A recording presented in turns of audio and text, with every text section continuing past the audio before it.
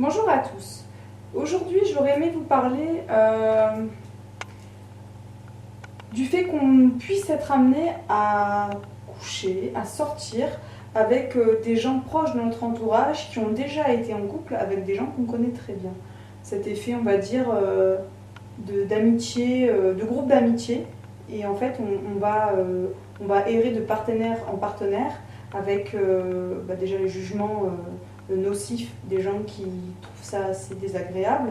Et ensuite, d'être un petit peu dans quelque chose de tumultueux, d'un peu nébuleux, de changer de partenaire dans un cercle d'amis qu'on a déjà. Donc ça crée déjà des tensions avec tout le monde. Et puis nous, c'est un peu brouillon comme manière de faire. On pourrait croire que c'est dramatique. Et en fait, avec un pas de recul, je me dis qu'en fait, ça reste quelque chose de très logique.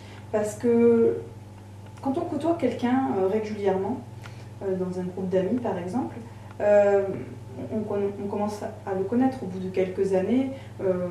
On voit bien que c'est quelqu'un de joyeux, c'est quelqu'un de souriant, c'est quelqu'un de serviable, c'est quelqu'un de gentil. Là, je parle pour les gens qui ont, on va dire, un côté lumineux bien marqué, ou quelque chose que la personne projette. Des fois, c'est pas quelque chose de réel. On va imaginer cette personne comme ça, on va retenir ça de cette personne, et donc du coup, on va être en sécurité.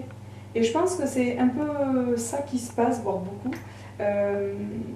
On est entre nous, et du coup, on connaît la personne. On n'a pas envie d'aller faire l'effort d'aller à l'extérieur du groupe d'amis, déjà parce que c'est se confronter à soi-même, c'est changer ses habitudes, c'est être dans une zone d'inconfort, donc tout ce que l'être humain n'aime pas particulièrement, on va dire, de manière générale. Et donc voilà, ça va demander un effort. Tandis que quand on est dans un groupe de pairs établi, et que des affinités se créent, si en plus il y a une attirance physique, et au fil du temps, les choses vont se créer. Et ce que j'observe énormément, c'est que malgré le fait que le nombre de population augmente, et que donc du coup nos possibilités de rencontrer des personnes et d'avoir de personnes qui nous correspondent se démultiplient, et la sensation de solitude s'accroît, et on imagine que de rencontrer quelqu'un est d'autant plus difficile. Alors qu'on a Internet, qu'on a des téléphones, on a cette projection-là de la peur de la solitude et la peur de ne pas rencontrer quelqu'un. Et d'avoir quelqu'un autour de nous avec qui ça passe bien, avec qui on sourit, avec qui on a l'image que c'est quelqu'un de fidèle, qu'on a l'image que c'est quelqu'un qui n'a pas de difficultés particulières, ou qui est quelqu'un qui nous correspond complètement.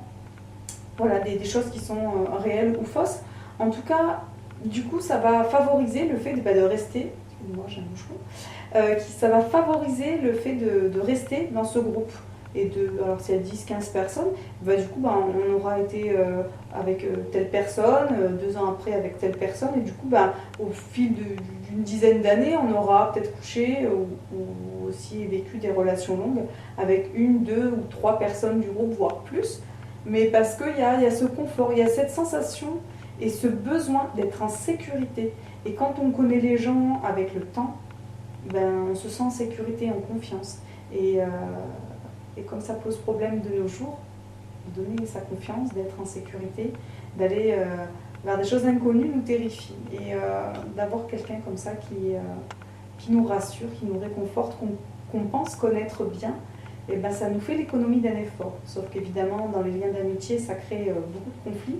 On peut être amené à perdre des amitiés longues, des amitiés fortes, quand il y a des actions qu'on mène qui sont jugées négativement. Parce que le jugement fait partie de notre vie. Ce que j'ai envie aussi de faire passer comme message, c'est que les gens qui jugent ces actions, peut-être que dans quelques années, ce sera vous qui vivrez ce que vivent les gens que vous jugez actuellement. Et que ce soit dans ce domaine précis que je viens de citer, ou dans d'autres domaines. Je vois beaucoup de gens qui changent d'avis avec le temps, parce qu'on grandit, on mûrit, on vieillit, et on vit des expériences très différentes qu'on ne pensait jamais vivre.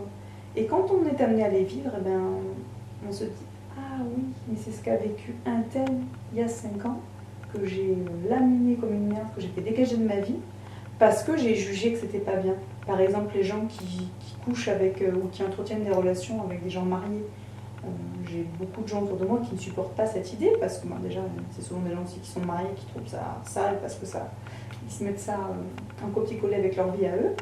Mais oui, quand on l'a vécu, après, on se dit, ouais, je suis tombée amoureux d'un homme marié ou d'une femme mariée, et voilà, c'est une expérience qui a été faite. C'est pas, je pense pas que ce soit vécu, ou ça devrait être vécu comme une erreur, mais du coup, de vivre certaines choses, ça nous permet de comprendre ce qu'ont vécu les autres, et du coup d'être un peu plus détendu sur les sujets, et c'est comme ça, je pense qu'on acquiert aussi de la sagesse, en essayant de comprendre ce que les gens vivent, au lieu de les juger, de mettre une étiquette. Infidèle, langue de pute, je sais pas moi, toutes les étiquettes qu'on met qui sont assez désagréables, qu'on peut porter longtemps, surtout si on arrive à se convaincre qu'on est comme ça. Je vois des jeunes filles qui perdent leur virginité très tôt, et enfin très tôt, ça c'est encore un jugement de ma part, qui perdent leur virginité à un certain âge, on va dire à 14 ans, elles-mêmes s'étiquettent de pute. Déjà c'est pas le bon mot, j'ai envie de dire, mais ensuite si déjà elles se descendent elles-mêmes, j'ai envie de dire qui va les rattraper quoi. Donc c'est à nous aussi d'être bienveillants à notre égard et de faire déjà attention à ça, et puis de proposer aussi d'en discuter avec les gens pour qu'ils comprennent ce que nous on a vécu. Quand c'est des gens qui sont importants pour nous, aller vers eux, leur dire écoute là je suis tombée sérieusement amoureuse de cette personne, je sais que c'est ton ex, mais voilà j'aimerais en parler avec toi parce que je ne veux pas perdre notre amitié. Voilà, c'était le petit mot du jour. Je vous dis à bientôt.